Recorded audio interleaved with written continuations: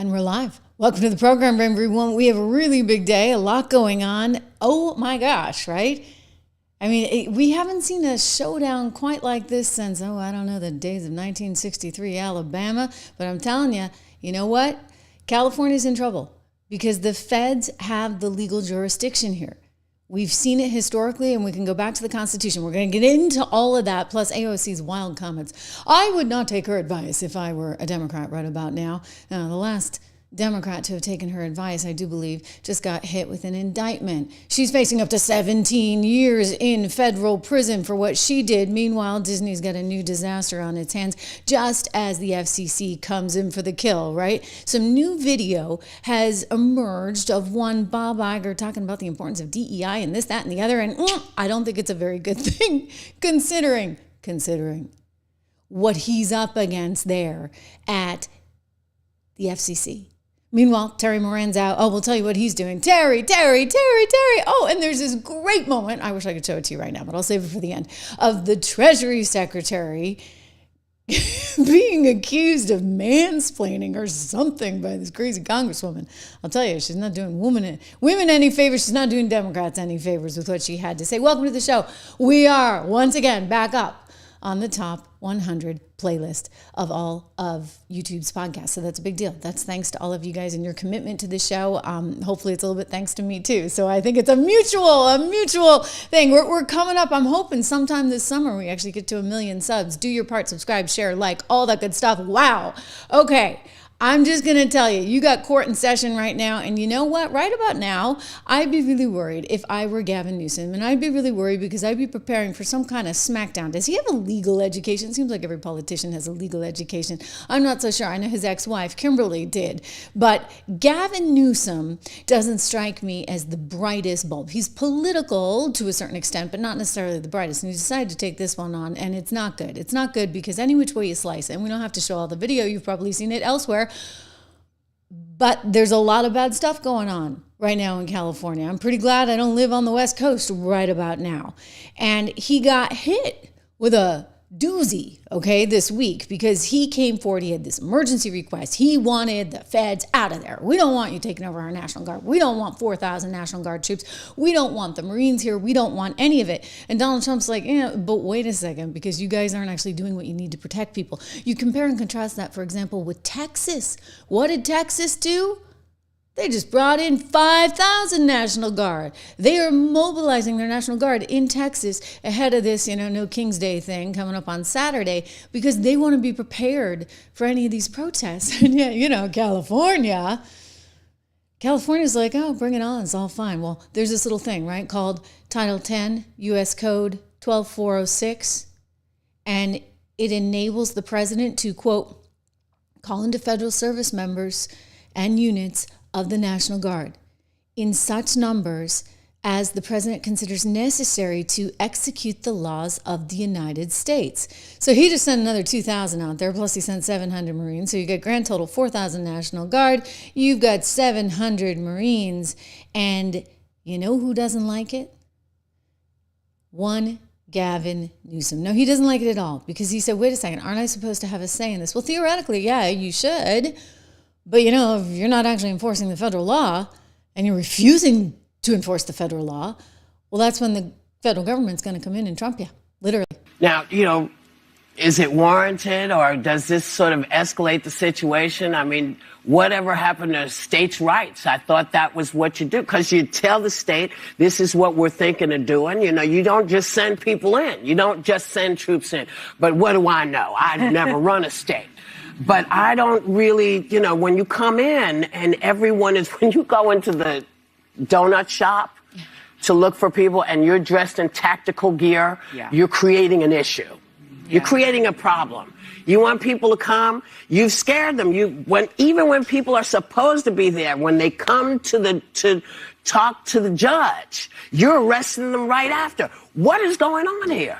I think what really matters from sort of a long view here is the fact that he is militarizing and deploying the Guard for the purpose of policing Americans' protest activity, right? Our freedom of speech, our freedom of assembly. And there's a very big, stark demarcation between military troops and law enforcement, public law enforcement, civilian law enforcement. Right. And you are an army turned inside to police its citizens can cause chaos, fascism. And so I think that's where we're heading, right? Chaos and fascism. And, Trump thinks he's a king because he can suddenly call it. No, he's actually trying to do what he can to protect the country. Right? I mean, here, I'm going to jump into Gavin's argument. We'll give him his due. He and the view, right? So Gavin's argument out in California is that the statute, as it currently stands, 12406, actually only allows the president to move in with the National Guard, provided that it's in conjunction or with approval, right, of the governor. So the way the language is, it says it goes through the governors of the states. But here's the thing. If the governor is not on board with what the federal government is trying to do, then once again, you go back to the power of the presidency to call up the National Guard into federal service members and unions of the National Guard in such numbers as he considers necessary to execute the law of the land, the United States. Okay, so here's the whole thing. Like, I went and looked all this up, of course. 12406, National Guard in federal service. So basically it reads that whether the U.S. or any of its territories, commonwealths, possessions is invaded or in danger of invasion by a foreign nation. Now, don't forget, that's one of the things that they have mentioned, invasion. There is a rebellion or danger of a rebellion against the authority of the government of the United States. Well, I guess they're in danger of that as well, right? Because they're basically saying a giant F you, go round up your own, like ICE is there trying to arrest people. And you've got the states saying, no way, not happening. The president is unable with the regular forces to execute the laws of the United States. Well, that's actually the case, right? Well, then he's able to go in and do this. But this is, do you see what I outlined in red here? Orders for these purposes shall be issued to the governors of the states, or in the case of the District of Columbia, through the commanding general of the nation, National Guard of DC. So they're saying it shall be issued through the governors of the states, but that's actually kind of loose. That's where the loosey-goosey comes from, through the governors. So it's not explicitly said, and you can see on the graphic that I put up on the screen, he's sending these 4,000 total, 2,000 additional National Guards into California, and says the requirement to issue orders through the governors, I should say, does not explicitly mandate the governor's consent. And the law is actually silent on what happens if a governor is not upholding federal law. And again, you can go back to, not that we want to go back to these days, but you think about what went down in 1963 in the state of Alabama. And it's a horrible sort of contrast to have to invoke, but that is a case where you did not have Governor Wallace doing what the feds wanted, and they were not allowing for integration in the state. And as a result of that, Johnson had to send in the National Guard, regardless of what the Alabama governor said, in order to ensure that the law of the land was being executed. In that case, you could go back to Commerce Clause. Here you get the Commerce Clause, you get the Supremacy Clause, you get the Naturalization Clause. And if the government, Congress, makes laws, which they have, saying you cannot illegally be in the country, and they are arresting people who are not only illegally in the country, but have also committed crimes, and they're trying to deport them, and the federal and the state government is in the way, well, then you are going to have a problem. Right? I mean, you're going to have a problem. And so this whole business about, you can't do it because the state doesn't allow it. It doesn't matter in this case. The state is irrelevant. And, this is why Tom Homan's like, for goodness sakes, I should go and arrest Gavin. He's not actually going to do that, but, the president's not necessarily against it. The California governor has been daring Tom Homan to arrest him. Trump was asked, what do you think? Should he? Should he do it? Tom, I think it's great. Gavin likes the publicity, but I think it would be a great thing. He's done a terrible job. Watch out, Gavin. I know that was hard to hear. He was outside the helicopter, etc. But he's like, I don't think it'd be such a bad idea. I mean, Gavin wants the publicity. I don't really mind Gavin. I kind of like Gavin. It's just he's kind of being a jerk in this particular situation, shall we say. And then, you have everybody going on about this king thing. He thinks he's a king. He thinks he's a king. I want to cut to the White House because just moments ago, this just came in, fresh, hot off the presses. The president's like, yeah, no, I mean, like, if I were a king, like, I actually wouldn't have any problems doing any of this, right? Like, actually, I'd be able to get everything signed into law. The fact that I'm being met with roadblocks at every single darn turn, that kind of proves that I'm not a king, right? There are several No Kings protests planned across the country on Saturday as well. What are your thoughts on those? What do they go? No kings? No Kings. I don't feel like a king. I have to go through hell to get stuff approved. A king would say, I'm not going to get this. A king would have never had the California mandate to even be talking to him. He wouldn't have to call up Mike Johnson and Thune and say, fellas, you got to pull this off, and after years we get it done. No, we're not a king. We're not a king at all. Thank you very much. He's not a king. He's not a king because he can't get stuff done that he needs to get done, right? So anyway, court's in session right now. What had happened was that the judge was kind of smacking Gavin down, saying, you know what, this whole emergency thing to kick the feds out, that's not going to fly. And so as a result of that, they said, we're going to hear arguments today, June 12th, and so we can anticipate something coming forward rather soon. But as I explained, it's not that it's uncharted territory. I think you just have to go all the way back to 1963 in order to see that, the feds kind of came in and stepped over them. They did also at the time have a very clear order back then on desegregation, and so maybe this will result in some kind of very clear order from Congress, like a clear mandate.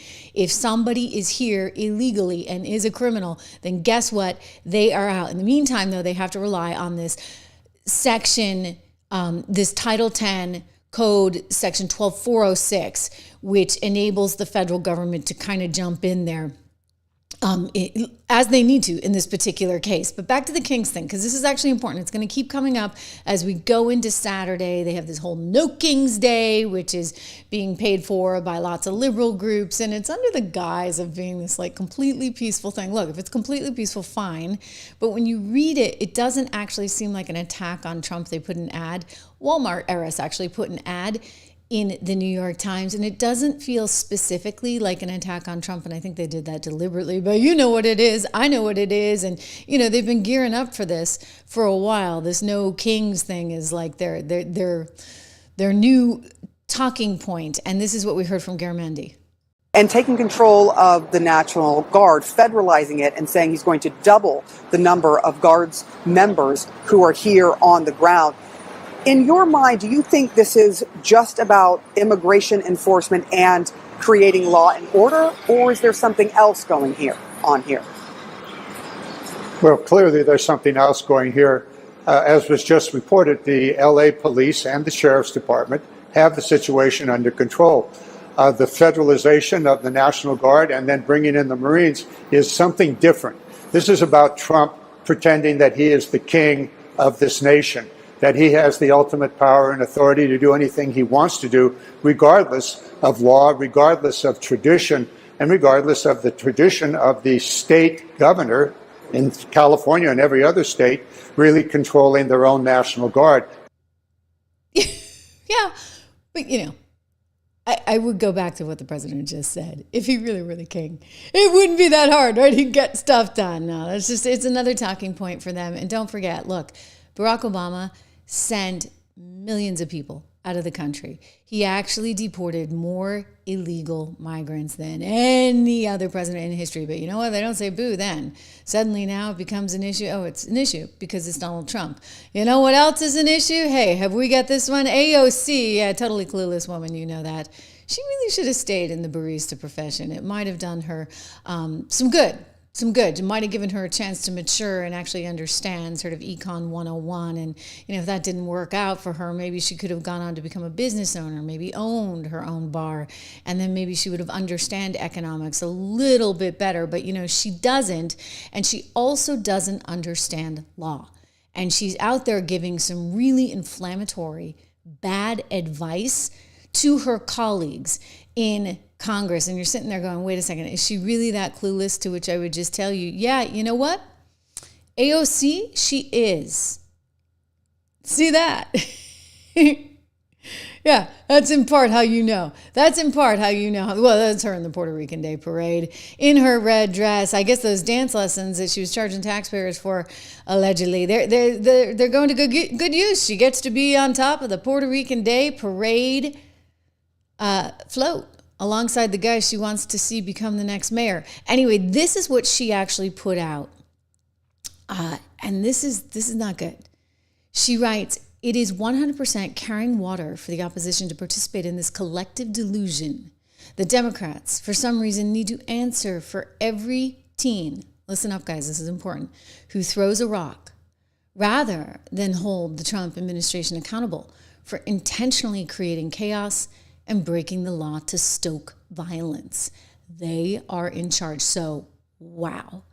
She does not want the National Guard or the Marines in California. And she says we should not be apologizing for anybody who's violent. So if you throw rocks, if you loot a business, you're just a teen doing what a teen needs to do, in Alexandria Ocasio-Cortez's view, because she somehow, in her frankly twisted socialist communist mindset, can justify violence under the appropriate time and place. Again, these are her words, not mine. Okay? It is 100% carrying water for the opposition to participate in this collective delusion that Dems are, for some reason, needing to answer for every teen who throws a rock, rather than hold the Trump administration accountable for intentionally creating chaos and breaking the law to stoke violence. So in her view, there would be no violence if you did not have Donald Trump coming in with ICE and arresting illegals that have committed crimes. You try and follow that logic, okay? You try. Be my guest. I mean, guys, what do you think? This woman is, like I said, I think giving a lot of people in her party some very, very bad advice. You saw that David Hogue, of course, is not going to be running again at the DNC. There's this sort of left-wing socialist arm. He wanted more AOCs out there. You know the Jamal Bowman, you know the guy, the fire alarm guy? Remember? I think she was taking dance lessons to impress him. Remember when she went on the stage and she was woo-hoo-hoo, and she's like dancing all over the place? And he did not get reelected. You know why? People are not buying into this. They're not buying this brand of insanity because it is what it is. It is insanity. And you're right, Billy, I'm looking at your lines. You know, not everybody who throws a rock is a teenager. There's plenty of adults that are out there doing it too. She's just saying that to try and couch it and make it seem a little bit softer. But she's effectively, in my estimation, I don't know how she can be so dumb as to ever suggest that this is okay under any circumstances. But you know what she is? Like, she is not a bright woman. She happened to be a little bit attractive at the right time and place and was spouting a different narrative. And so she kind of came onto the scene and resonated, right, in this new media world, because she's doing these Instagram things at a time when, frankly, you know, most people in Congress had never heard of Instagram. So that's a big part of her success. But she's not the most measured. She's not the most intelligent. And frankly, she's given a lot of people some bad advice. Here she was coming out in defense of her friends in Newark, New Jersey. Well, where's she lately? La Monica. You know, I can't go a day without saying it. La Monica MacGyver. I mean, who's named La Monica? I'm sorry. The Monica. The grand, wonderful Monica MacGyver. Okay, La Monica MacGyver basically is facing 17 years in a federal prison. And AOC said she had her back. Remember? Don't lay a hand on my people. Don't you dare. You know what? She hasn't said boo on La Monica lately. If anyone's breaking the law in this situation, it's not members of Congress, it's the Department of Homeland Security. It's people like Tom Homan and Secretary Kristi Noem. You lay a finger on them, we are going to have a problem. All right. Well, I really don't see her defending La Monica. I do see her, however, trying to encourage this very, very, very bad behavior. Right? Hey, Cat Crazy, thank you so much. just because I'm so awesome. Thank you. You know, you're pretty awesome too. Cat Crazy's been one of our regulars here from the beginning, and I so appreciate Cat Crazy's patience because, you know, this show has been something that's kind of like morphed into being, and it changes a lot, and it'll keep changing, you know, and, you know, you guys are just great. You're a wonderful, wonderful, supportive group of viewers, and I'm so lucky to have you. So thank you for that, Cat Crazy. Anyway, yeah, look at what she's doing, and I think it's immature, it's irresponsible, and again, where is she when La Monica gets hauled, you know, in by the grand jury? I mean, for doing this.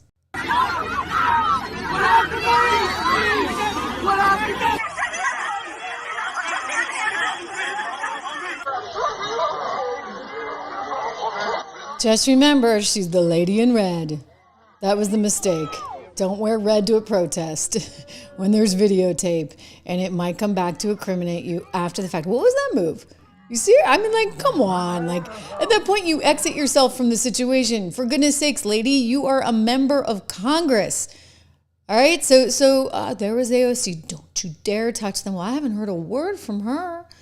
And you know what? Alina charged her. The grand jury just indicted her. Violating Title 18 U.S. Code Section 111A1 for assaulting, impeding, and interfering with law enforcement. I'm kind of wondering, like, is AOC jealous? Did AOC want to get charged or something?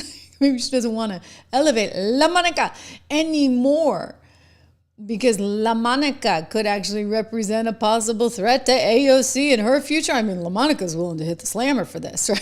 AOC, I don't see you willing to go to jail. Anyway, she's trying to encourage everybody else to do bad stuff. Unbelievable. Trump calls it like he sees it. This is like my favorite bite of the month, my favorite soundbite. Let's play it. That woman was out of control. She was shoving federal agents. She was out of control. The days of that crap are over in this country. We're going to have law and order. Okay. So let's see if we get it, right? In California, thank you so much. All the way from Sweden. Really great to have you. I get the joke. I get the joke, Swede for DJT. I get it. Believe me. So listen, I think that the problem that they're now facing is that they have not had to confront this state versus federal law in so long, right? Like you're going back to the early 60s. And so now it's coming to a head. And you can't just live in this world where everybody has their own sort of sanctuary and you're not actually cooperating with the feds at all. I mean, think about that judge. Remember the judge out in Wisconsin who's like, okay, come here. Somebody who is being accused of a crime. It was actually domestic violence. Imagine that. And ICE is there waiting to detain him. And she's like, come here. I'll take you out the back. And she takes him out the back. Well, she's actually been put on leave from her job there as a judge in Wisconsin because the Supreme Court in Wisconsin decided it was really not appropriate, given that you're under federal indictment, for you to have that job. So one would expect. You saw Ana Paulina Luna on this show just yesterday, the congresswoman from Florida, and one of the things that she said was she wanted them to throw the book. Remember, she wants them to throw the whole freaking book at La Monica. She has no sympathy for her as a congressperson at all, and she's very determined to make sure that they do something, and I would anticipate that coming. We'll see if it happens in this show, actually, that they're going to ask for La Monica MacGyver to step down, at the very least, from all her committees, similar to what we saw, right, with the judge in Wisconsin, because it's simply not appropriate when you've been indicted like this, grand jury indictment. Of course, don't tell La Monica, because she's sort of with AOC, you know, the means justify the ends somehow. Like, she doesn't see what she did, and you know what she did, right? You know what she did. She does not see that. She doesn't see it as a problem. Well, Haba said you had declined every opportunity to come to a resolution. You said they wanted you to admit to something you didn't do. What did they want you to admit to? I mean, there was a lot. We've had a week of back and forth with them, and I will say that I did not waver. You know, I showed up there to do my job, and she wanted me to admit to doing things, all of these different lists of things that she said that I did. Like what? I mean, from things of impeding, you know, There was some other things in there that she put in there, but I can't remember exactly what it was, but she wanted. Maybe just one of those little things like impeding. I mean, when you're physically taking yourself, right, and just sort of bumping into everyone like that, kind of seems like impeding. And by the way, I should point out that the feds actually have better video. So they've got the actual video. And I'm telling you, she's looking at the full boat. She's not going to have a lot of sympathy because, again, when this comes down to state versus federal law, I'm getting back to it. You know what? Literally, Trump trumps them. He just does, because otherwise, how do you have a country? Seriously, how do you have a country? How can you be the United States of America if California has this set of rules and Texas has this set of rules and Connecticut has this? You can't actually function that way, especially when it comes to stuff like immigration, which is governed by the Supremacy Clause, the Commerce Clause, the Naturalization Clause, a whole slew of clauses, all right? And guess what? Congress controls that. So Congress actually has to enforce the law of the land. And no, Gavin Newsom, you can't do your own thing, which is why it was decided we needed to make sure that we sent in the National Guard along with some Marines to help take control of the situation so that you didn't run into another thing like, I don't know, some of the protests we've seen in the past in these very blue states. I'll let Pete Hegseth explain it. Where in your limited budget, sir, are you going to find, in the remainder of this fiscal year, are you going to pull the money to cover these deployments? What holes are being created? Well, Congresswoman, thank you for the question. You are right. We are both originally from Minnesota, which is why I recall 2020 quite well, when Governor Walz abandoned a police precinct and allowed it to be burned to the ground, and also allowed 5 days of chaos to occur inside the streets of Minneapolis. The police precinct, ma'am, was abandoned and burned to the ground. And because of that, the National Guard was eventually far too late mobilized. And President Trump recognizes a situation like that, improperly handled by a governor, like it was by Governor Walz, if it gets out of control, is a bad situation for the citizens of any location. So in Los Angeles, we believe that ICE, which is a federal law enforcement agency, has the right to safely conduct operations in any state and any jurisdiction in the country, especially after 21 million illegals have crossed our border under the previous administration. ICE ought to be able to do its job, whether it's Minneapolis Chairman, or Los I have Angeles. limited time. I asked a budget And they are question. being- Could the Secretary please address the budget? Thank you. You asked about the situation in Los Angeles, and we believe asked about ICE the budget. agents should be allowed to be asked about safe the budget, in doing sir. their operations, and we have deployed National Guard and the Marines to protect them in the execution of their duties, because we ought to be able to enforce immigration law in this country, unlike what Governor Walz did in 2020. You don't want a situation like we saw in Minnesota in 2020. Now, do you? And if you do not have a local government that can act swiftly enough because of perhaps some political reasons, then you've got to ask yourself, what is going on? And you need to take the proper steps to ensure the safety of the people, because that is what we do, right? As a nation, that is what we do. I want to turn to another story right now because I get a lot of questions on this one, guys. The money behind the protests.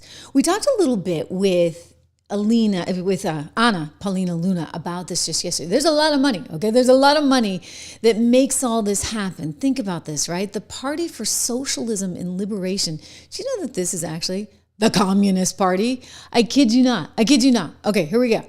This is from Wikipedia. This thing is the Communist Party. Communism, Marxism, Leninism.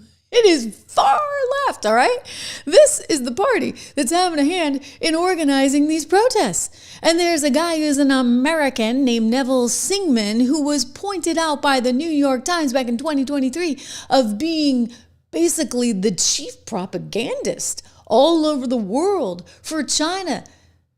This is the New York Times reporter saying this. I mean, 3 New York Times reporters. They did a giant deep dive on him. And he's married to the lady who started Code Pink. And Code Pink used to be anti-China because of the way the Uyghurs are treated in China. And then all of a sudden, you know, she meets Neville. The looker that he is, they fall in love. And what do you know? Millions of dollars start going to Code Pink. And suddenly, miraculously, she changes her tune on the Uyghurs and on China. China's great now. China's awesome now, right? Because they get a mission to do. This is what he does. And he spends like part of the year in Shanghai, according to the New York Times. And according to the Daily Beast, by the way. Like, liberal media is all over this, okay? They know that this guy is out there. And it's like, wow, like, is anybody stopping to think twice about who would like to see us at odds with each other? I mean, think about those Hong Kong protests. Remember that? They blamed us for that. They totally blamed us for that. They probably blame us for Tiananmen Square as well, okay? So they're saying, well, how can we get at them? Well, we got a ripe liberal population there in California. They know all about California. I mean, hey, Swalwell, Fang. He's a representative from California. Dianne Feinstein. Remember her driver was a Chinese spy. She's out of California. Listen, they've been infiltrating this for years, okay? So if they're going to think through, okay, where is our opportune spot? It might just be in California. And so they've encouraged these protests. And what I would say is, hang on. Okay, so this guy's getting tax breaks to put money into this communist movement that's doing all kinds of bad stuff in terms of dividing our country. Now, while on the one hand, we're all for the First Amendment, you're welcome to support whatever cause you want. On the other, if you're actually working for the Chinese government, well, then I think we got to take a little pause, right? Hey, thank you so much from Australia. I have a lot of friends in Australia. I know, Soros as well, Adriano. It's amazing. Like, the money behind this is actually really scary. And we're going to get to the Waltons too, because the heiress for Walmart, and I suspect maybe she's got some business interests, right? You know, they got to keep trade flowing with China. They don't really like the tariffs because that means profitability is going to be lower at Walmart. Anyway, I would just say this is in particular striking to me, because this is somebody who feels very passionately, apparently, about his communist ties. He's got a wife who must not be that passionate because she's willing to change her tune, right? Code Pink is anti-China and then suddenly sings a different tune when they get a few bucks in the door. This is something that came up with Anna Paulina Luna yesterday. She told me she is issuing a subpoena for Neville Singman to appear before the U.S. Congress and testify on this. Now, the challenge she's going to have, to be perfectly honest, is he's hiding out in China. So maybe the issue, and she got into this, is if he doesn't actually show up, they're going to hold him in contempt, so you can go to jail for that. Hey, Peter Navarro knows that. Steve Bannon knows that. So if you're not actually going to show up for that subpoena, the next time he tries to enter the country, he's going to get thrown in the slammer. Here's Anna talking about this, the Congresswoman on the House Oversight Committee out of Florida. We now find the money trail. Mr. Singham has actually been funding this, but it's a lot darker than that. So Mr. Singham's also married to a woman who actually funds something called Code Pink that's been responsible for a lot of the doxing and then also stalking of members up here in Washington, D.C. But look at the messaging that Code Pink is pushing, also tied to the CCP. And ultimately, what's interesting about this and going into the investigations that we're launching, because I did speak to Chairman Comer on House Oversight, and Oversight's going to be sending a request to Mr. Singham to produce documents and then also to testify to Congress. If he does not show up, he will be held in contempt of Congress, I can promise you that, and he will be prosecuted under the Department of Justice.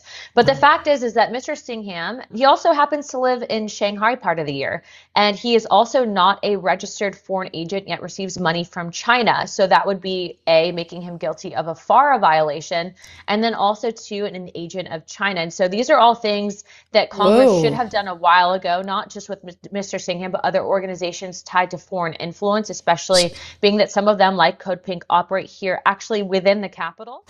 Wow. So I just want to add to that Senator Josh Hawley has just come out as well and said that the Senate will be investigating this in addition to the investigation that Anna Paulina Luna is taking on at House Oversight Committee. So that's the good news. The bad news is this stuff was going on and on and on, you know, for years. And you guys are pointing out it's not just this guy.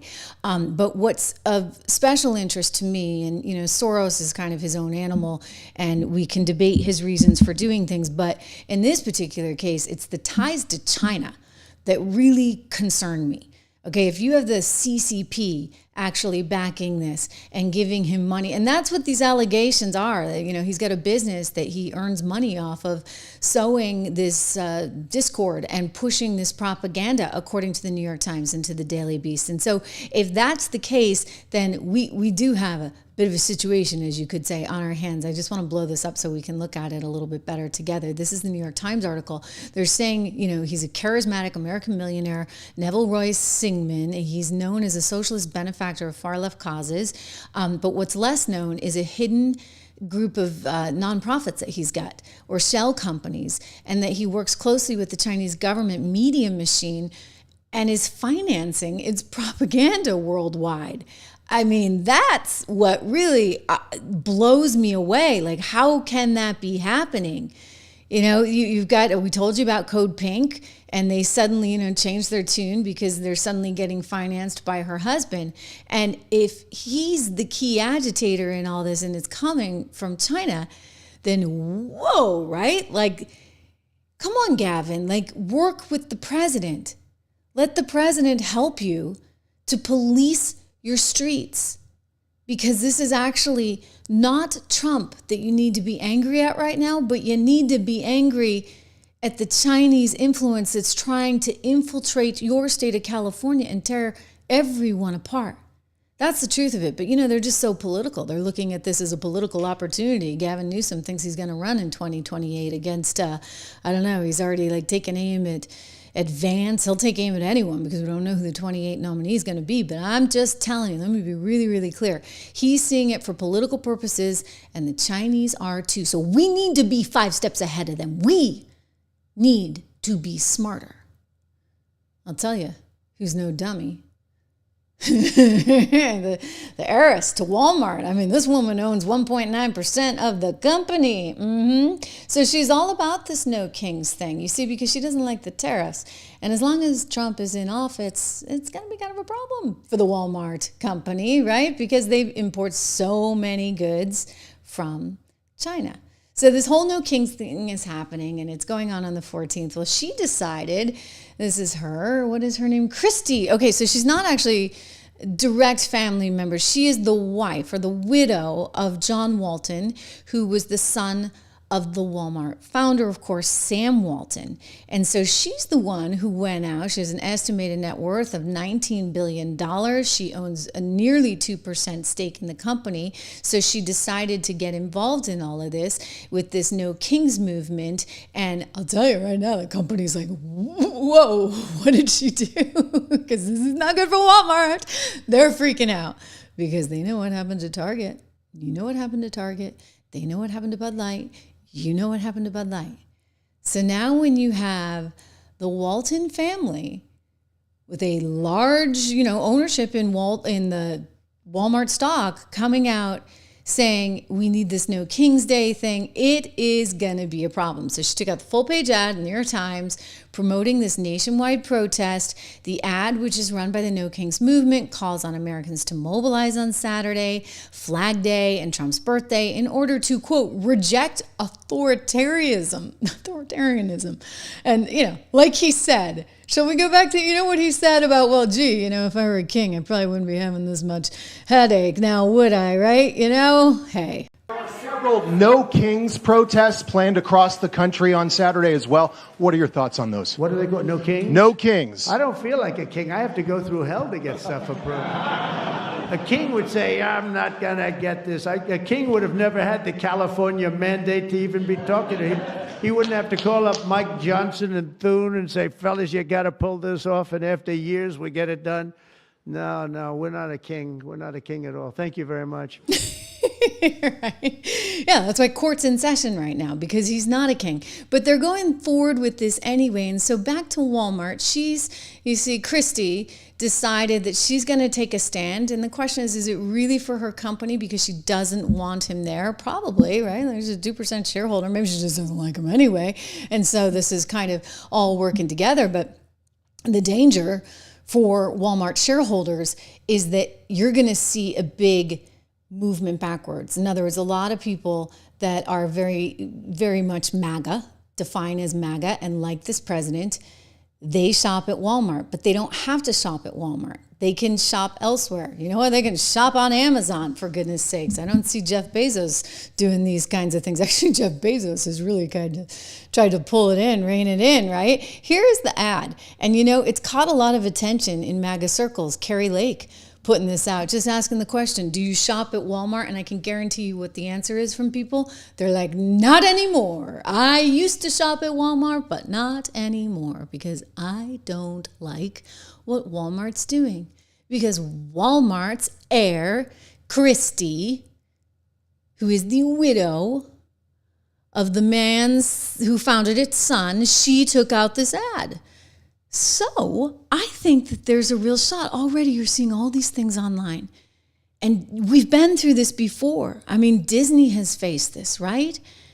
And Bud Light has faced this. And, you know, people put their money where their mouth is. And if they don't like a company because they don't think that their company is, you know, reflecting their values, then they're going to walk. And what do you know? Shares of Walmart, ladies and gentlemen, trading down 1.10%. WMT is the ticker at $94.78 a share right now. It had traded down even lower in the session today. So not a very good projection there for Walmart. And I think the fear is, you know what? Half the country voted for Donald Trump. More than half the country. He won the Electoral College. He won the popular vote. And so, you know what? You're going to go out there and you're going to slam him and you're going to slam people that like him. And those people aren't going to want to have a whole lot to do with you. And they're going to make a decision not to shop at your store. So maybe Christie gets this. I doubt she does. I think it's just shareholders and company executives that are probably in a state of panic right about now. You know, this king thing, I mean, they just, you know, he's trolled them on it, right? Didn't Letitia James go on and on about he's no king? This all started, and then so he tweeted something out where he had like a king hat on. And they just went crazy. Kathy Hochul, oh my gosh, went crazy. And so then this became kind of a movement. Caroline Levit, who is doing a phenomenal job as the press secretary, just calling everyone out left and right, was asked about whether or not there would be protests on Saturday allowed in D.C. And you know what? She's like, hello, we have a First Amendment. We allow for peaceful protests. What we don't allow for is some of the stuff you've been seeing in California, right? We don't allow for that because then that's tearing in a really dark corner. But of course, you can have peaceful protests, for goodness sakes. What a stupid question. That's what I'm thinking. And she said it. Thanks so much, Caroline. The president warned that any protests on Saturday would be met with force. Can you clarify what kind of protest President Trump does support or find acceptable? The president absolutely supports peaceful protests. He supports the First Amendment. He supports the right of Americans to make their voices heard. He does not support violence of any kind. He does not support assaulting law enforcement officers who are simply trying to do their job. It's very clear for the president what he supports and what he does not. Unfortunately for Democrats, that line has not been made clear, and they've allowed this unrest and this violence to continue, and the president has had to step in. So if there were peaceful protests on Saturday for the militant parade, President Trump would allow that? Of course the president supports peaceful protests. What a stupid question. Raquel. Thank you so much, Caroline. Of course he supports peaceful protests. What a stupid question. I said dumb question. She said stupid question. What a stupid question. So that's kind of gone viral. But you know what? She ought to be able to say exactly what she thinks up there. She's had all kinds of run-ins. Finally, they just got rid of AP. AP thought it had some kind of, I mean, talking about being a king, right? It's like your royalty if you're AP. AP thought it had the status and the stature and, oh, I don't know, maybe the royal genes to be able to sit up there in the front row. in the White House press briefing room at all times and travel on Air Force One and this, that, and the other. Trump and Caroline kicked him out. Guess what? Oh, and that was because of the Gulf of America thing. Remember, they refused to call it Gulf of America and instead kept going with Gulf of Mexico, and it became kind of this standoff. And they're like, you know what? We don't need you here. Bye-bye. And poor AP's like, no, you can't do that to us, you see, because we are Associated Press. It's like they're the king of England, for goodness sakes. And so the administration came back and said, no, we can absolutely, you're here at the pleasure of the president, and we don't really want you here. This has nothing to do with freedom of the press, because guess what? We broadcast these things out to everyone every single day. You can just go on the White House Twitter feed. You're going to get it. And we'll take all your questions. You can email us a question. Hey, you can even put one of your questions on X. We'll probably answer it. The president will talk to anyone. So guess what? You're not entitled to sit up there in the front row anymore, AP. You're not entitled to come on our Air Force One in the press pool. We're kicking you out. And the whole thing went up through the courts, and guess what? The court decided that the president did not have to have AP there. So take that, AP, no kings. There is no king AP or prince AP or princess AP. None whatsoever. We got some more good media stories to get to. Terry. Terry's out doing his whole new thing. I think he kind of wanted to go out with a bang. Apparently his contract was up anyway. We'll get to that. Ooh, Disney's in more trouble. But before I get to that, and everybody's looking alike at MSNBC. I think they're really nervous on ratings. They're like, we need clones of Rachel. Can somebody get me more Rachels? Fox has their thing with the blondes. They're like, we want more Rachel. I'm just going to tell you guys. I would pick the Fox route before I'd pick the Rachel. Right? Guys like to look at attractive women, and women actually like to look at attractive women. So I don't think replicating clones of Rachel Maddow is going to do it for you, but you do you. We're going to get into that. Meantime, Balance of Nature. Stay healthy, take your vitamins, get all the good stuff from Balance of Nature. I do. You can get 35% off with my coupon code Trish, one of the proud sponsors of the Trish Regan Show, and we love them for all their support. You can call Trish, you can call them, and use my name, code Trish, at 1-800-246-8751, 1-800-246-8751. They get all kinds of great stuff, thousands of testimonials actually on their website. So you should check that out. They have 35% off with my code. They have free shipping with my code, and you know what else they have? Money back guarantee with the code. So use the code, go to balanceofnature.com, check them out, or just call them 1-800-246-8751. Great product. And I'm not the only one who says it. People love the stuff. So stay healthy. Drink your water, get your exercise, eat right, and take your Balance of Nature.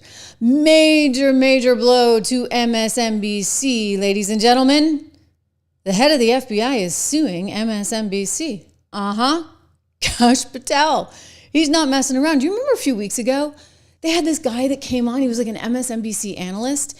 I was like, this is a bizarre thing to say. Like, this is really, really mean. It was just sort of like going to, for the jugular in a way that was weird. It was like gossipy. They started talking about how Kash Patel's always in nightclubs and he's never in the Hoover building. He's always out in a nightclub. And I'm like, what?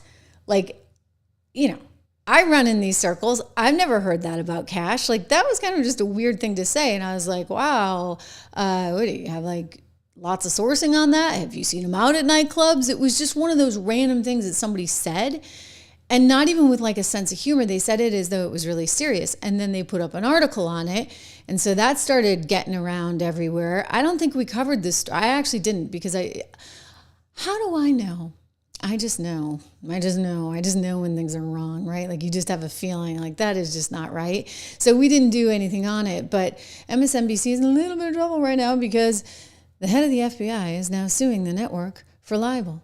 He's saying, you can't say that about me. You had no proof about that. That's totally an untrue story. You're just making stuff up and you're putting it in print, and you get a columnist that goes on television and starts talking about it. So then they had to issue this little apology. And now let's circle back to a segment from Friday's show. Frank Figliuzzi was on that morning during this hour discussing the work of administration officials. At the end of that segment, Figliuzzi said that FBI Director Kash Patel has reportedly been more visible at nightclubs than at his office at FBI headquarters. This was a misstatement. We have not verified that claim. We will be right back. Woo! You didn't verify the claim.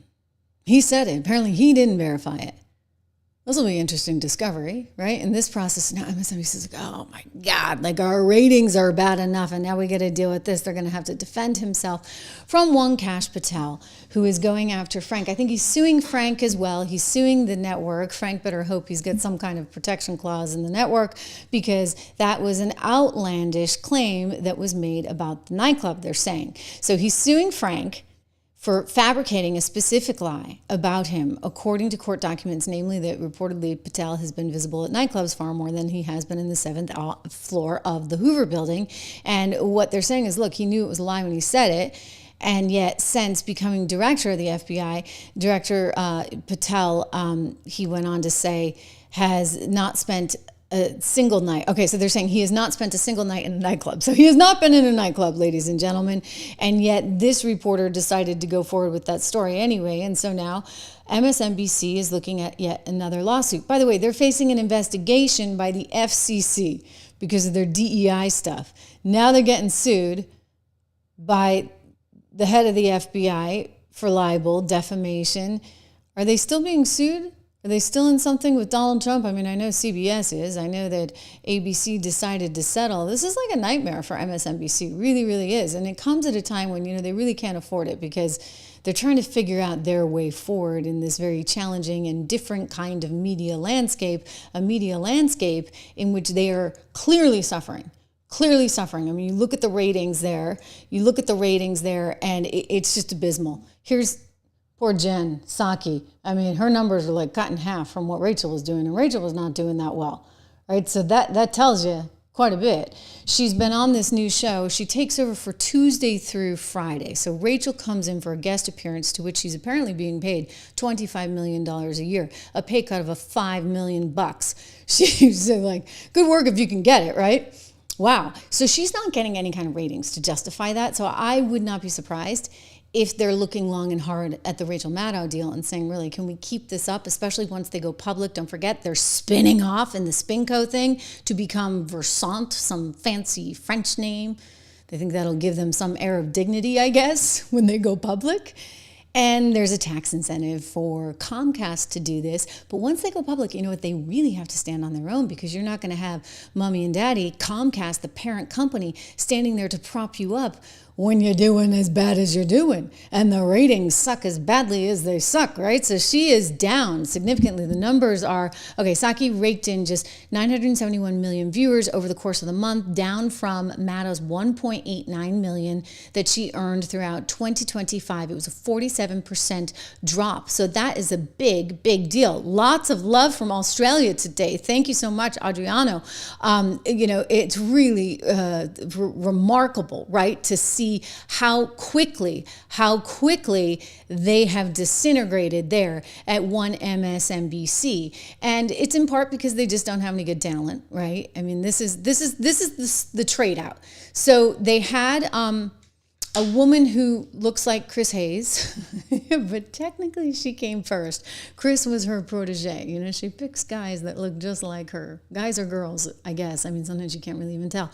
But she picked out Chris, and Chris is doing okay. Like, he survived that round of layoffs. Joy Reid did not. A few others did not. Rachel was really upset about it. And they put in Jen Psaki, a.k.a. Peppermint Patty, who used to be the Biden spokesperson, who very few people actually trust. And you know why they don't trust her? Because she sat up there with a straight face and told us all day long that, this is great as Joe Biden ever, too. I mean, that was a signature line, was it not, from Joe Scarborough over on the morning show there? But Jen Psaki also was quite good at trying to defend and stand up for Joe Biden at any turn. And so I think that she's lost a lot of stature, a lot of respect. She's probably kind of frightened because there's an investigation going into the auto pen scandal. So we'll see what comes out of that. But she's an excellent liar, which is what you have to be, okay, ladies and gentlemen? I'd be the worst press person ever. People have said that to me before. Would you do it? I have had offers to do it, and I'm like, no. Like, my problem is I really can't tell a lie. And so you may have a spin, but I have my own thoughts, and it's just very, very hard for me. So that's just the so like I'm much, much better doing what I do because I can call it all, right? Like as I see fit. But Jen Psaki is very good at spinning. And when she took over this job, Rachel Maddow did an interview, I believe it was with Us Weekly, where she was touting her and she's going on and on. Oh, Psaki's going to be so great. But it was total shade because she's going to be so great because, you know, Jen is so connected and she's going to be able to have all these guests on and really, you know, get inside the Beltway in DC. Well, don't you understand? That's what people don't want. They don't want inside the Beltway. And then she said, it was like complimenting herself, boop, boop, boop, boop, boop, on the back, you know, nice little pat on the back for Rachel saying, you know, I'm just with my team. I get along great with my team, but I'm not really out and about in that circle. And so that was a veiled way of saying, you know what? I'm the real deal.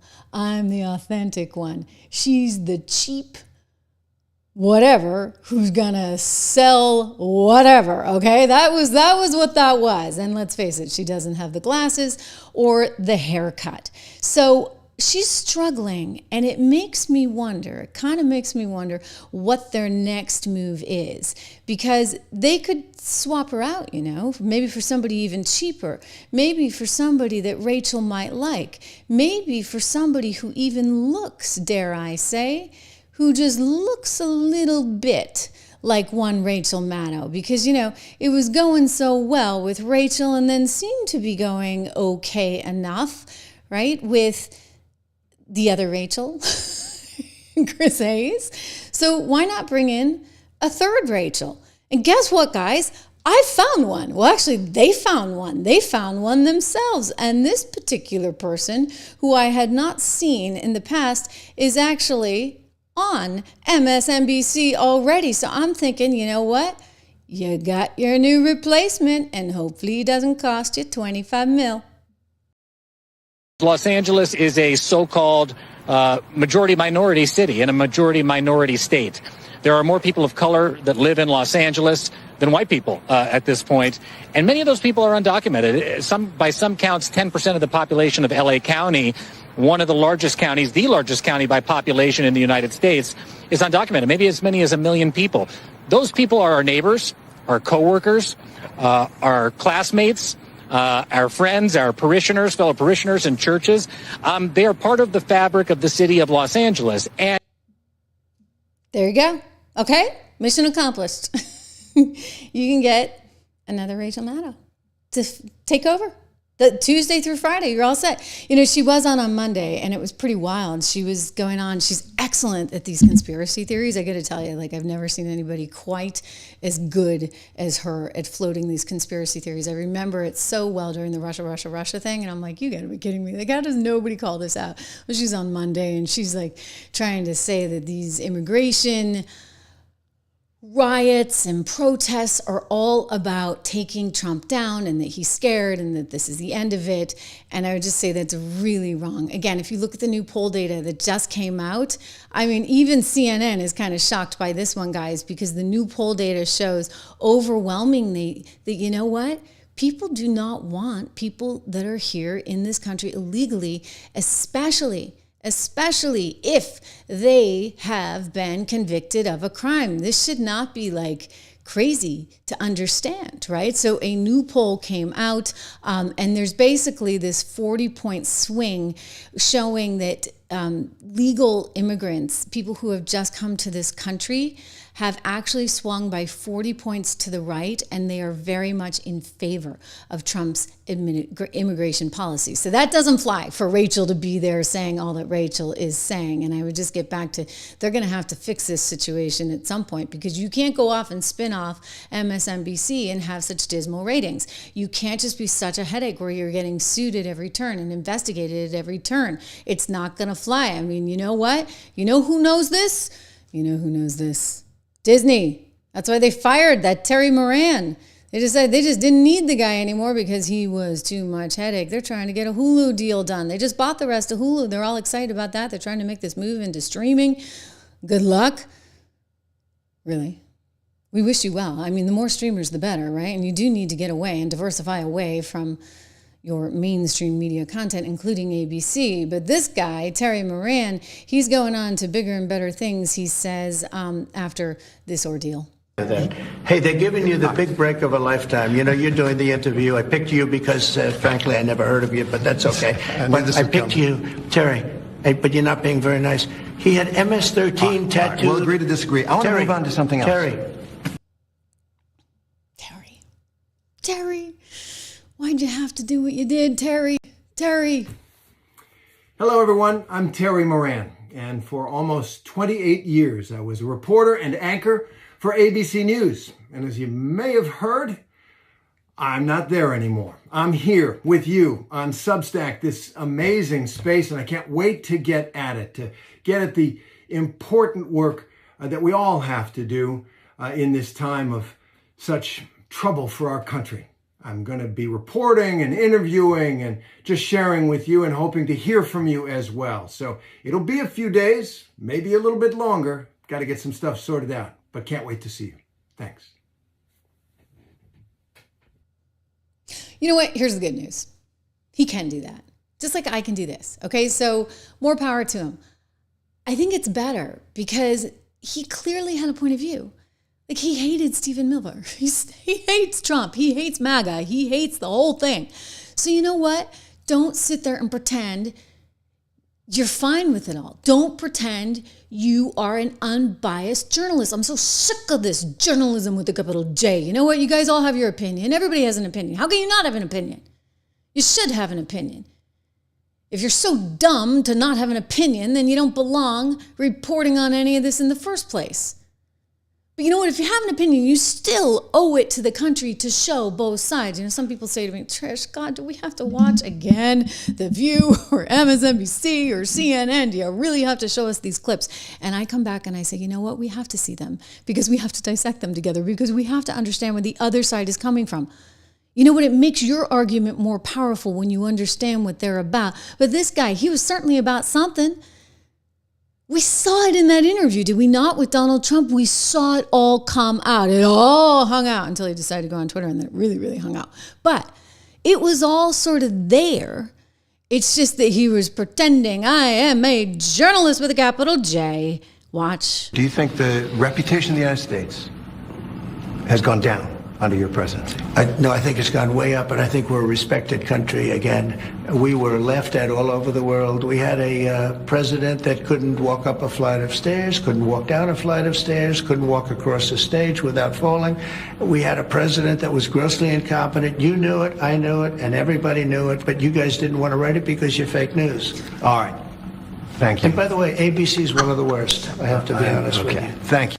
And he's bad at his job, okay? Bad at his job, because when someone comes to you and says, because you're fake news, and he goes, all right. I mean, it's like he's a deer in headlights, right? Like, what do you, the answer is, well, Mr. President, you know, I mean, you can come back at him, right? It's a free country. Instead, he's like, all right. And so then Trump, sensing the opportunity as only he would, just moves in for the kill and the whole thing unwound. And so maybe he was jilted. Maybe he was upset. Maybe that's what caused him to write these terrible things on Twitter about poor Stephen Miller, who didn't deserve any of it. You know what? It is so not fair for Stephen Miller. It's not fair. I know him. I know his wife, by the way, as well, who's just a sweetheart, like an absolute sweetheart. Like, if Stephen comes across as kind of tough, she's the opposite of that. She is just like all sunshine and smiles. And Stephen, you know, like, it's hard for him to smile, and he doesn't have any hair anymore. And, you know, he's very dedicated to what he's doing, and he doesn't, you know, walk the walk and talk the talk in terms of, you know, playing around. He doesn't want to be charming. He wants to get the job done, and he gets frustrated with dumb people sometimes, I think. Anyway, so this guy goes on about him. This is Terry, you know, Moran, saying all kinds of terrible, terrible things about Stephen Miller, and it's really just kind of too bad. So he just shot down his whole career of 28 years. I kind of wonder if he wanted to do it. Like, did he want to? Was that the plan all along? Maybe he knew that ABC was not going to renew his gig because ABC is really stretched financially. I mean, wow. Of course, they're getting rid of the white guy again. Yeah, in the middle of the DEI investigation. But they had to in this case, right? Under these circumstances. I just kind of wonder why everybody else, like Georgie Poo, why is Georgie Poo still there? Georgie, you know, the one on the weekend that cost his network $16 million. You could have gotten rid of him, thank you very much. But nope, they got rid of Terry. Anyway, J.D. Vance, writing, an ABC journalist, posted this absolutely vile smear on Stephen Miller. It's dripping with hate. Remember the time you watched this. You know, remember that when you watch ABC's coverage of the Trump administration, because it's like, tell us what you really think. Okay, now the curtain's been peeled back. Now we know who these journalists are. And that's kind of a problem because nobody trusts them at all. At all. Nobody trusts them. And so they told Fox News, well, we had to get rid of them because, you know, we are a journalist organization and we can't have people saying things like that on X. And the White House has come out and said this is disgusting. You know, they're cementing themselves as fake news. We've seen everything on The View. We know that Iger's trying to work with them on The View saying, hey, you know, cut me some slack. Can you guys maybe cover some entertainment stories or anything other than what you keep covering? And their answer is no. Their answer is no. And I got to say, they're increasingly putting themselves in jeopardy of actually being out of a show altogether.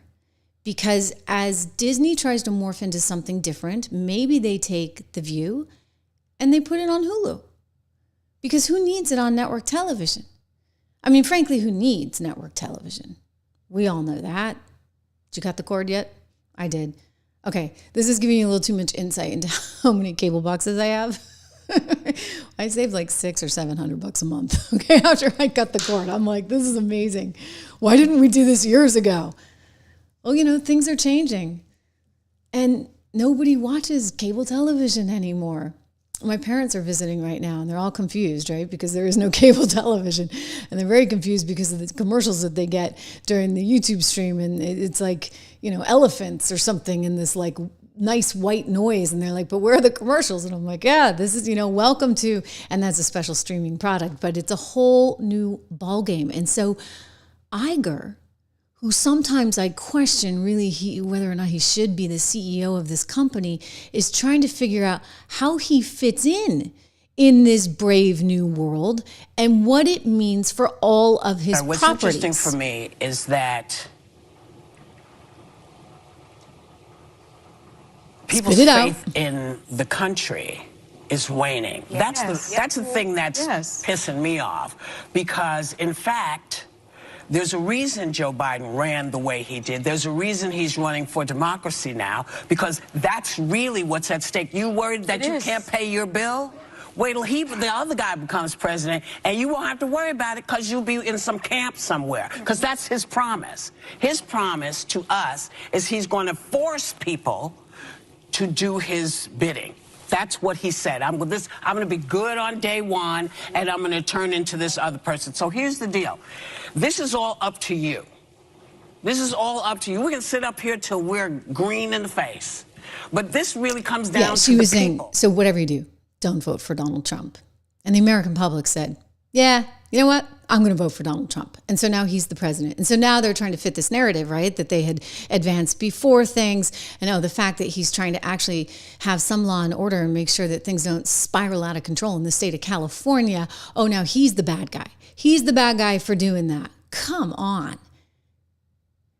So they'll go with this, even though their boss is telling them not to. And their boss is telling them not to because, again, they've got a mess on their hands at ABC News. And the mess is about to get so much worse because of some sound that I just found. But before I show you that, you need to understand the backdrop. Some of you, if you're a regular viewer of this show, you already know this. Brandon Carr is like on the warpath when it comes to ABC. He already sent Bob Iger a letter before he even came into the office. So like before, it was like right after the election, he sends Bob Iger a nasty letter saying, nobody trusts you guys. And now he's sent another letter. He's got a full-on investigation going because they're looking at actually revoking all of the affiliations that they have with their 200 and some odd channels around the country. It's a misnomer to actually think that all those ABC affiliates in your hometown are actually ABC. They're not. Why do you think people say they trust their local news the most? They do. It's the network feed that you're getting from ABC News.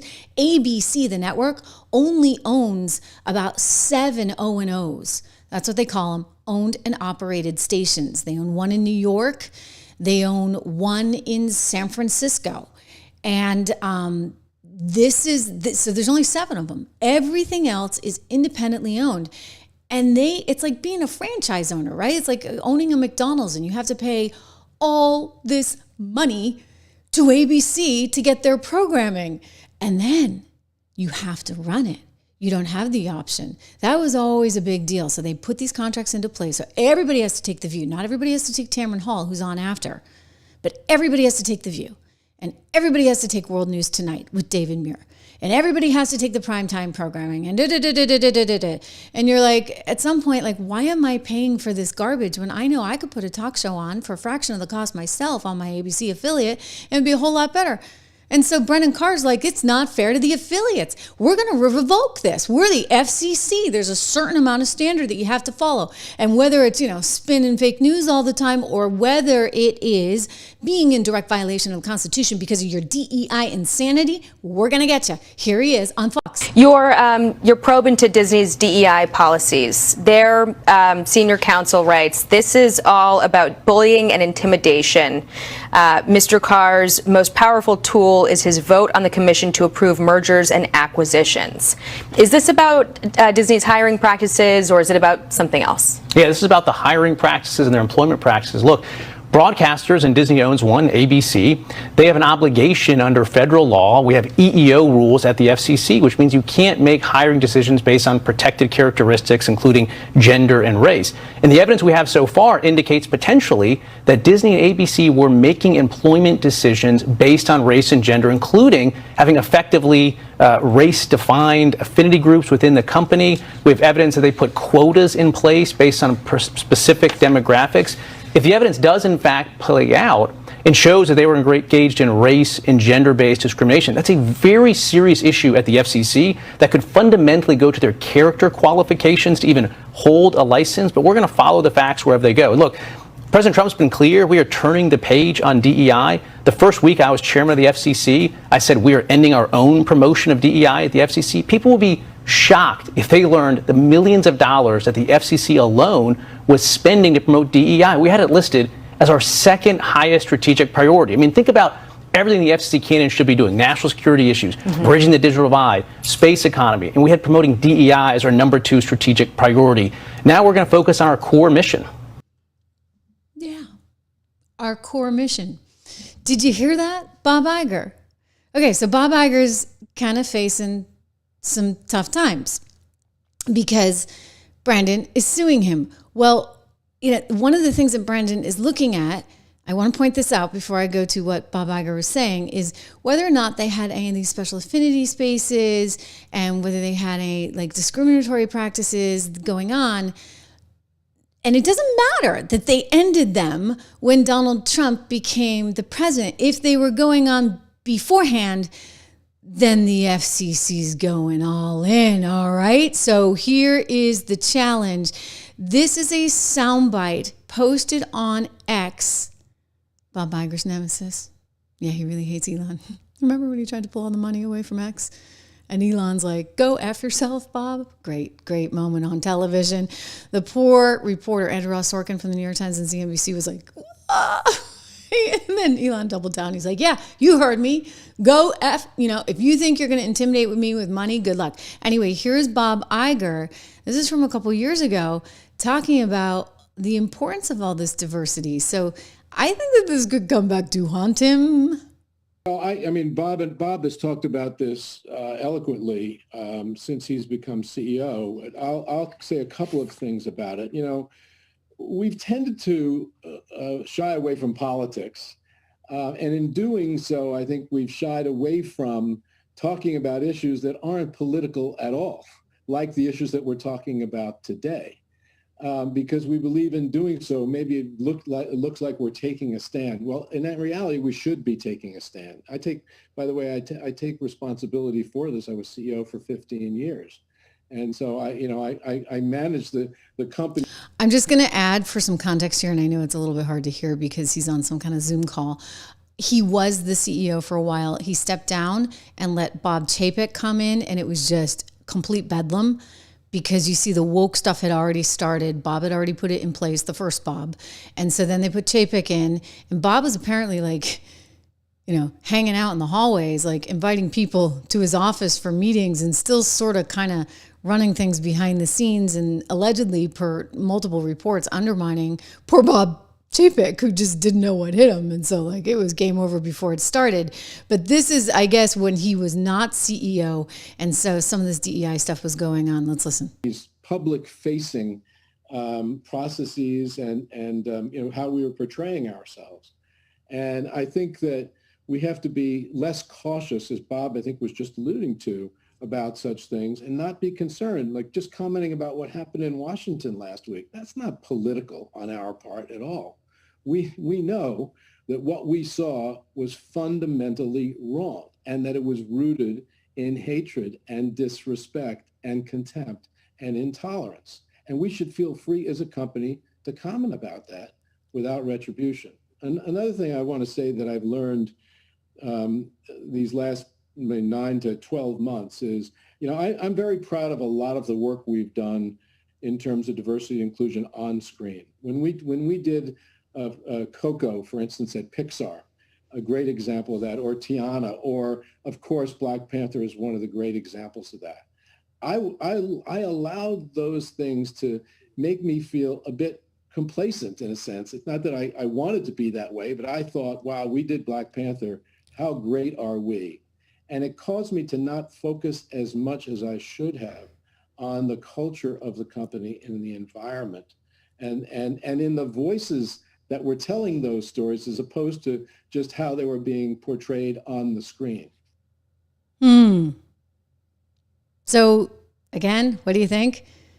Brandon might want to take a look at that one, because if he's concerned about previous DEI programs, if he's concerned that they were actually just putting programming into place just to placate something because they had a political agenda they wanted to serve, then yeah, that could come back to haunt them. And we know that they were doing this in part because of, what has come out in Gina Carano's lawsuit, and in part because, did I show you what I saw? This is a couple of years ago. I'm like, you gotta be kidding me. Some of you guys have seen this. My son wanted to go as Dash, for Halloween.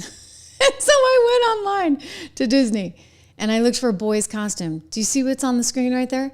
Princess costumes. Those are the first four that came up. I was searching for boys' costumes. See? I took a picture of it. I made lots of circles. Boys' costumes. I underlined boys' costumes. And so why am I getting 1, 2, 3, 4, 5 girls' costumes? And then I get a boys? Are you kidding me? They had an agenda and it has not served them well financially at all. Now has it? I mean, you have only to look at what was going on there with Snow White, the disaster that Snow White became. It causes me to question whether or not Bob Iger is the guy for the job, right? Should he really be in this position? Here's a new article that just came out this week. He's all excited because he's completing the deal with Hulu. And he's also making it clear, and he told CNBC this after telling them 2 years ago that he was going to exit all those legacy media businesses, that he wants to keep those businesses. He wants to keep the businesses because he still thinks there's an opportunity in there. I got news for him. There's not. Here we go. Here's the quote. Let's go. I'm going to make it all big so we can look at it together here, guys. All right. Bob Iger saying, having a broadcast network like ABC is part of that. In other words, having this big distribution. I think that there's a lot more value in a broadcast network, again, if it's paired very, very seamlessly with a streaming business. Okay, so he wants to use the content creation and then get it onto the streaming side. But the problem is the way the cable agreements work, That's kind of hard to do. The way the FCC agreements work, that's kind of hard to do. And it's not as lucrative. ESPN, he said, is an obvious example of that. Okay, yeah, ESPN, but ESPN is a completely different story. You know why? ESPN has something that people want. News, I hate to say it, you know what? It is what it is. I've been in this business my whole life. It is a commodity, and everybody has the news. And so why do you go and watch the news one place versus another? Probably because you like or trust the anchor, the host. Probably because, like in this day and age, you actually want some transparency. So therefore, you know, the David Muir, and you know, he's a very nice guy. We were once friends, you know, until Trump. It's funny how you lose a lot of friends after Trump.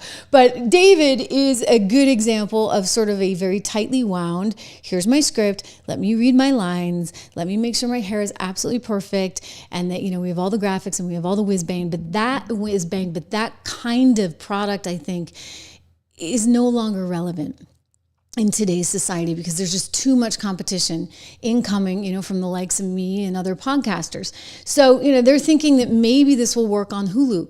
No, it's not. You're going to have to completely change. You're going to have to get all new talent. You're going to actually have to be like normal. All right. There's no prompters. There's no prompters with what I do. I mean, I kind of have an outline, right? You guys know where I'm going. I think I put it in the show notes, the things that we're going to be talking about today. But there is, you know, no tightly wound, even clock. Have you ever noticed? Yeah, you know, because I say I'm going to be here at 1 and then I'm here at like 1:07 or sometimes even worse, right? But yeah, hey, it's live, baby. It's live. What I would say though is there's no clock in that. Okay, I have an A block that lasts 9 minutes and 10 seconds, and I have a B block that's 3 minutes and 2 seconds. And like, that's how it works, even in cable, because you have to meet all these hard breaks for commercials. Here, I just go. So it's just completely different and exciting. And I see so many of you guys saying, oh, Trish is so great over here. It is, you know what? Because you never really got to see the full on me and the other mechanisms, only because I had to send my scripts to get edited. I had to every day, like, and it would drive me crazy because sometimes they'd come through with ridiculous edits 2 minutes before air, and I'm like, what am I supposed to do? Like, I'm going to fix it now, right? And then it ties you in knots because they're like, what are you supposed to say? Like, if you want to go off prompter, and then they're like, no, don't go off prompter. You know what? It's better over here. Always being off prompter, shall we say. Anyway, I would just say I am losing faith in one Bob Iger. I really am. I'm losing faith in him because I thought he'd at least be better than Chapek. But I don't think he is. And I don't think he can get the job done. And I think that shareholders have kind of had it. And I think at some point they're going to have to spin off these media businesses. And I know he's not going to get the money he wants for ABC. It just is what it is. It's a fallen network, okay? Bob, get over it. Cut your losses. Keep ESPN, because I do think the sports thing will work for you. And you can charge enough of a subscription. Disney Plus, maybe. I mean, but you got to get back to what Disney is. Good, wholesome entertainment. Not all this crazy stuff that you keep trying to force feed us. I mean, nobody wants to take their kids to see that. So you got a long ways to go. The cruise business, though, Rob and I have talked about this over on 76 Research. The cruise business is pretty good, although that's going downhill too. I think they're cutting some costs, if you would, even in the cruise business. This company, I don't love. I just don't love it. And I think that they're going to have a lot of challenges, and they should have taken Nelson Peltz's advice way back. He was, you know, trying to help them spiff up the place and earn more money. But they didn't want to take the advice. Bob fought it hard. He lived to see another day. But how many? I do not know. I really do not know. Oh, the viral moment I got to tell you about. You guys, this is unbelievable. I absolutely love this. Let me see if I can find it, because this is, you know, Scott Bessent. Did you hear the rumor about Scott Bessent, our Treasury Secretary? This was unbelievable to me. I didn't know that Scott was such a toughie. I mean, Scott Bessent allegedly might have been the one responsible for the powwow on Elon's face. I don't know if it's true. I don't want to get in trouble for spreading rumors. But apparently, don't mess with Bessent. He's tougher than he looks, okay? Well, there is a Democrat representative from Congress that decided to mess with Bessent. And you know what? he kind of knows the economy inside and out. And he knows what the inflation data is, and he knows what the tariff data is, and he knows what the budget and everything. He knows everything, right? He's a really, really, really smart guy, and I can tell you that. I have friends that have worked with him, and they say he's just one of the best minds in finance. So this little Congress lady, maybe she's not so little, she decides to tackle him on inflation, because I guess some things in her grocery store are higher, even though the overall trajectory is overwhelmingly lower for inflation, which is very, very good news. And so watch this. When he tries to explain just the stats to her, she accuses him of mansplaining. I mean, it's kind of funny, right? I mean, it sort of is. Like, he's actually on background. He's gay, and he actually has the highest position of any gay individual in any administration ever. So it's just sort of like, wow, lady. Like, the fact that he's male, I guess, is the problem. And the fact that she doesn't know anything about the economy. Here we go. In fact, we've already seen that prices are rising on many everyday goods. Congresswoman, please don't interrupt me. We had the time is mine. The time is mine. Please don't interrupt me. I will ask you questions, and I will grant you an opportunity to answer them, but please don't interrupt me during my time. With pleasure. Okay, I know I'm a woman, but please try to limit yourself to answering my questions. No, I'm sorry, but we get talked over all the time, and I don't want that to happen at this. In fact, we've already seen that prices are rising on many everyday goods. Congresswoman, please don't interrupt me. We had the time is mine. The time is mine. Please don't interrupt me. I will ask you questions, and I will grant you an opportunity to answer them, but please don't interrupt me during my time. With pleasure. Okay, I know I'm a woman, but please try to limit yourself to answering my questions. No, I'm sorry, but we get talked over all the time, and I don't want that to happen at this hearing. Oh my gosh, right? I mean, come on, lady. I mean, she really just humiliated herself with that. And we're just like tired of it, okay? Can we just go back to being a meritocracy where, you know what? You can succeed based on your own merits. It's not our fault you don't understand the economy. Don't make it about you being a woman. He's not trying to mansplain you. That's what she's accusing him of doing. I mean, did you hear the whole room go, oh? So she's looking for her 20 seconds of fame, I suppose. Can I show you some inflation data? Hey, Ms. Sanchez, if you want to take a look at this, it would behoove you to take a look at this. So here we go. This is just a clip from the Wall Street Journal. Do you see that really high peak? I drew red arrows all over it. That was during the Biden administration. Yep, that was good old Biden, because you see, he printed all that money. He put out a third stimulus check, if you can imagine. He also decided to team up with Chuck Schumer and Nancy Pelosi, and they printed trillions of more dollars over there, and then you had the Federal Reserve doing the same thing. So it was like triple whammy, right? You just had money coming up out the wazoo everywhere you looked. So lots of money printing, which led to massive amounts of inflation. Yeah, that's what happens. And so, that graph shows you how bad it got. You see CPI there, and it's got both core and both overall. I like to look at both, and I don't have a problem with overall because, it includes food and energy. And let's face it, people pay for food and energy, but you want to see how far that's come down. I mean, that's pretty drastic, right? That's like you went up the mountain and now we're coming down the mountain. And so we are dealing with low inflation right now. We have very good employment numbers, better than anticipated. And I think that, they need to kind of recognize the obvious, because when inflation was high, nobody would recognize it. On Morning Joe, they tried to say, but the economy's doing so well, it's so great, and it's not when people are paying so much more for everything. The other thing that's kind of cool to look at is that we are taking in some revenue from tariffs. And this is a little bit surprising. We'll see how it all shakes out. But this is also part of the architecture of one Scott Bessent.